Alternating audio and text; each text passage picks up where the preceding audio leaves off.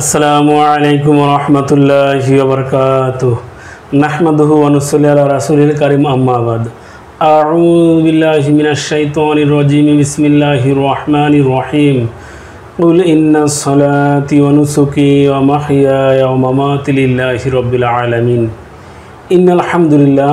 Dear friends, আশা করি প্রত্যেকেই ভালো আছেন। আলহামদুলিল্লাহ, আমিও ভালো আছি। তো বন্ধুরা, আমার অধিকাংশ বন্ধুই কল করে বলে থাকেন যে হাকিম সাহেব কিংবা ভাইয়া, আমার ধাতু দুর্বলতা রয়েছে। একদম খুব খাস কথা, সহজ সরল কথা, আমার ধাতু দুর্বলতা রয়েছে। তো বন্ধুরা, অনেকেই কিন্তু জানেনই না যে আসলে এই ধাতু দুর্বলতাটা কি।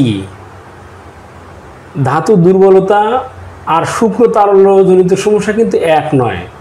যদি শুক্র তারল্যজনিত সমস্যা, যে খুব দ্রুত বীর্যপাত হয়ে যায়। সাধারণত অধিকাংশ যুবক ভাই বা বন্ধুরা এটাই বোঝেন যে দ্রুত বীর্যপাত হয়ে গেলেই ধাতু দুর্বলতা। বন্ধুরা, এটা ঠিক আছে, কিন্তু এর সাথে ধাতু দুর্বলতা বলতে যেটা বোঝায় তা হচ্ছে স্পামের সংখ্যা কম থাকা, এক কথায় শুক্রাণু কম থাকা। এত নীরবে বীর্যপাত হয়ে যায় যে প্রস্রাব করতে যতটুকু অনুভূতি হয়, প্রাইভেট অঙ্গতে যে নালী দিয়ে বের হওয়ার যে একটু আঘাত বা একটু অনুভূতি, অনেক সময় বীর্যপাত হতে এরকম অনুভূতিও হয় না। এবং গান ঝাঁকি দিয়ে বা যে মজাটা নিয়ে বের হয়, অধিকাংশ যুবক ভাইয়ের এই মজা নিয়ে বের হয় না, একদম নীরবে বের হয়ে আসে। তো বন্ধুরা, মূলত এই সবই কিন্তু ধাতু দুর্বলতা, যে সন্তান ধারণে অক্ষম বা বীর্যে এরকম শক্তিশালী স্পাম নেই যেটি সন্তান ধারণে সক্ষম হবে।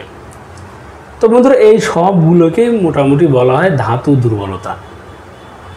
তো বন্ধুরা, এই ধাতু দুর্বলতার জন্য কিন্তু অনেক ভেষজের কথা পূর্বে শুনেছেন এবং ইউটিউবে এ নিয়ে প্রচুর আলোচনা রয়েছে, আমারও কিছু আলোচনা আছে।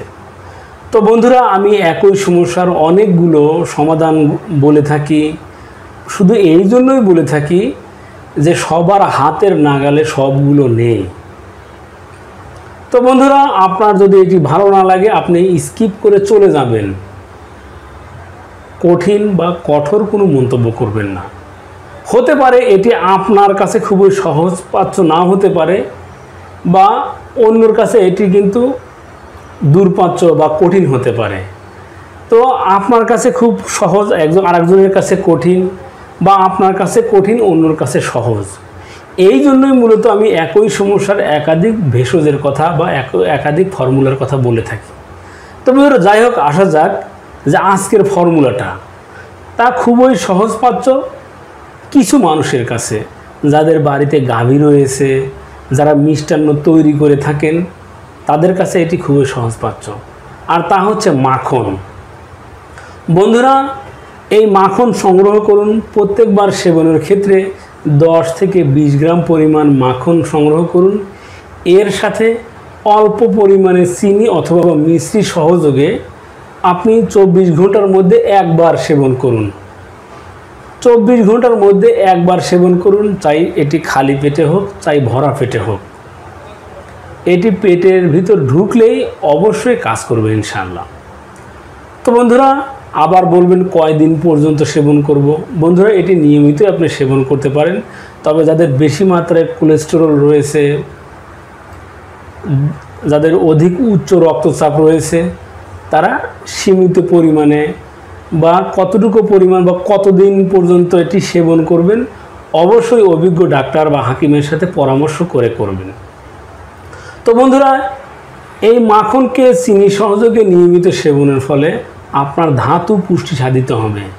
আর ধাতু পুষ্টি হলেই মানে ধাতু দুর্বলতা চলে যাবে। আপনার বীর্যে স্পাম সংখ্যা বৃদ্ধি পাবে, বীর্যের পরিমাণটা বাড়বে, গা আরও আঠালো হবে।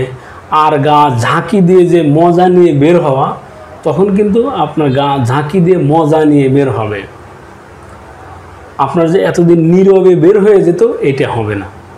বন্ধুরা, please trust me, trust this herbs, depend on আল্লাহ, ইনশাল্লাহ আপনার এই সমস্যার সমাধান হবে। তো বন্ধুরা, এই ছিল আমাদের আজকের আলোচ্য বিষয়। যে সকল বন্ধুরা ধাতু দুর্বলতায় ভুগছেন তারা নিয়মিত এটি সেবন করুন। তো বন্ধুরা, এই ছিল আমাদের আজকের আলোচ্য বিষয়। আমার আপনার চারপাশে যে সকল ভেষজগুলো ছড়িয়ে ছিটিয়ে রয়েছে, এই সকল ভেষজ গুণাবলী সম্পর্কে জানতে চোখ রাখুন আপনাদের প্রিয় ইউটিউব চ্যানেল অল টাইম ওকেতে। সেই সাথে আমাদের এই চ্যানেলটিকে সাবস্ক্রাইব করে আমাদের সাথেই থাকুন। ধন্যবাদ সবাইকে।